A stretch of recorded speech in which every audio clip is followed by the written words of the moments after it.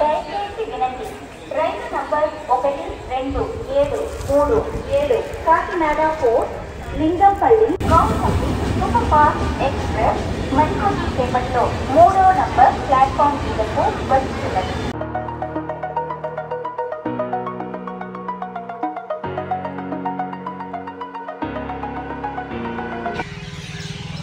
So station బయట అయితే మనకి పార్కింగ్ ఈ విధంగా ఉంటుంది. కొద్దిగా స్పేషియస్గానే ఉంటుంది కానీ పెయిడ్ పార్కింగ్ ఇదంతానే చూడొచ్చు.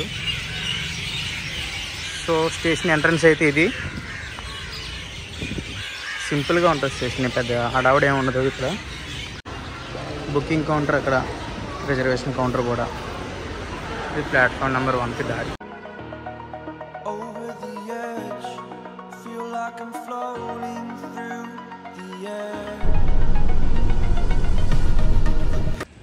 నమస్తే మిత్రమా, ఎలా ఉన్నావు? బాగున్నావా?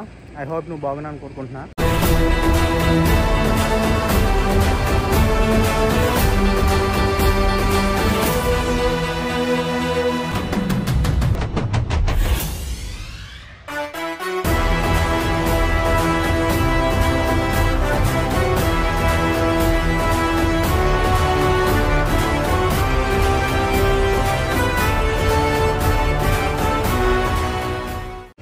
సో ఈరోజు బ్లాగ్ వచ్చి ఏంటంటే ట్రైన్ బ్లాగ్ అయితే స్టార్ట్ చేసాం మనం. ఇప్పుడు ప్రెజెంట్ ఏంటంటే కాశీకి ట్రిప్ అయితే స్టార్ట్ అయింది.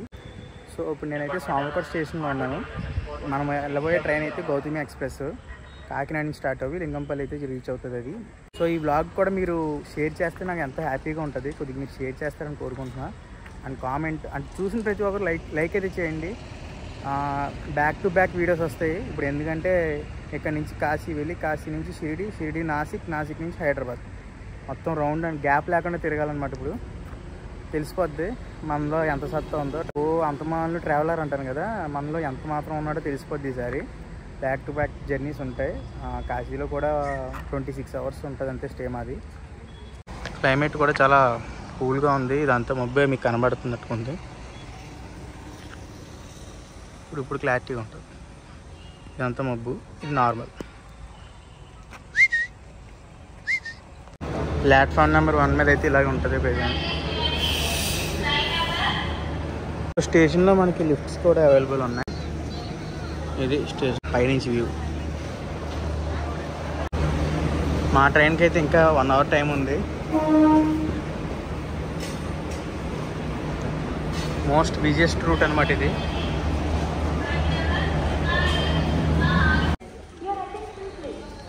సో ప్రజెంట్ మనం సోమకోట స్టేషన్లో ఉన్నాం కదా. ఇక్కడ నుంచి కాకినాడకి రూట్ అయితే డైవర్ట్ అవుద్ది. ఇది ఏంటంటే వైజాగ్ మెయిన్ లైన్. ఇది వైజాగ్ అయితే ఇలా వెళ్ళాలి. కాకినాడ అయితే ఇటు సైడ్కి డైవర్షన్ ఉంటుంది. సో ఇప్పుడు వచ్చే మన ట్రైన్ కూడా కాకినాడ నుంచి వస్తుంది.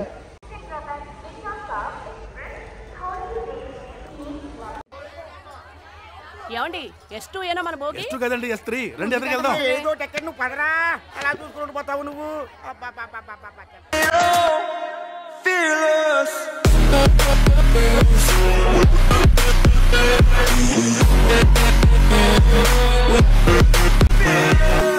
సో ట్రైన్ అయితే 10 minutes లేట్తో స్టార్ట్ అయింది. 7:45, 7:35కి అయితే కరెక్ట్ టైం అయింది. సోమలకోటలో 2 minutes హాల్ట్ దీనికి ఇస్తారు. సోమలకోట ఒక 10 daysలో కలుద్దాం.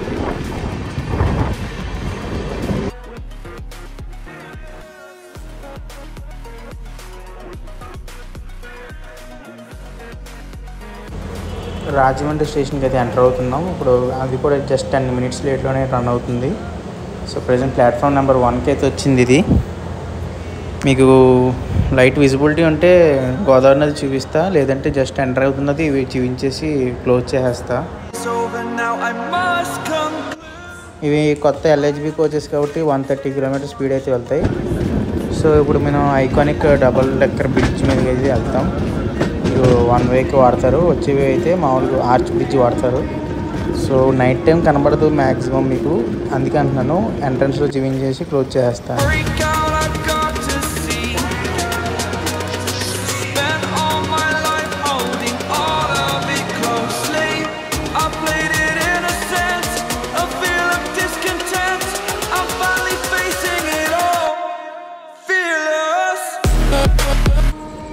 నైట్ టైం మీకు విజువల్స్ ఏం పెద్దగా కనిపించవు కాబట్టి రికార్డ్ చేయడానికి కూడా ఏమి ఉండదు నాకు. వీలైతే మ్యాక్సిమం ట్రైన్ అయితే ఆన్ టైం వెళ్తూ, లేట్ అయితే గ్యారంటీగా వెళ్తుంది. లేట్ వెళ్తే కనుక మనకి లైట్ అయితే వస్తుంది, అప్పుడు రికార్డ్ చేయడానికి ట్రై చేస్తా.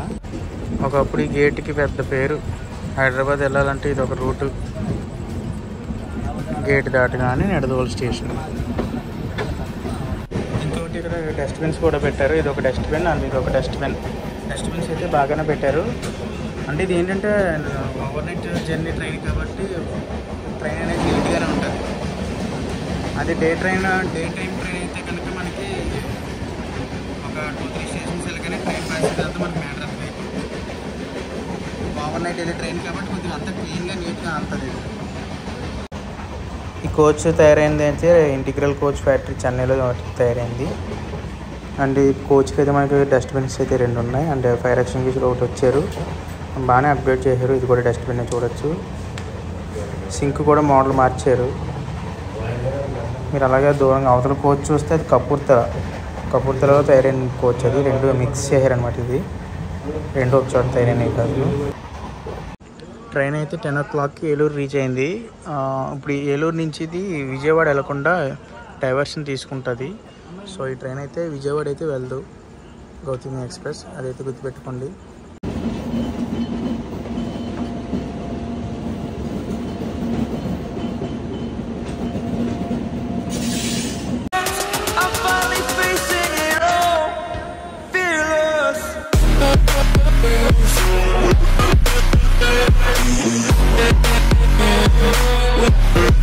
అట్ లాస్ట్కి సన్లైట్ చూడకుండా సికింద్రాబాద్ అయితే వచ్చాం. ఒక 1/2 hour లేట్ అయితే సికింద్రాబాద్ వచ్చింది ట్రైన్ అయితే. తిరుపతి వందే భారత్ అయితే ఇప్పుడే సికింద్రాబాద్ స్టేషన్లోకి అయితే వెళ్తుంది కోచ్ మెయింటెనెన్స్ సెంటర్ నుంచి. మార్నింగ్ 6కి స్టార్ట్ అవుతుంది అది.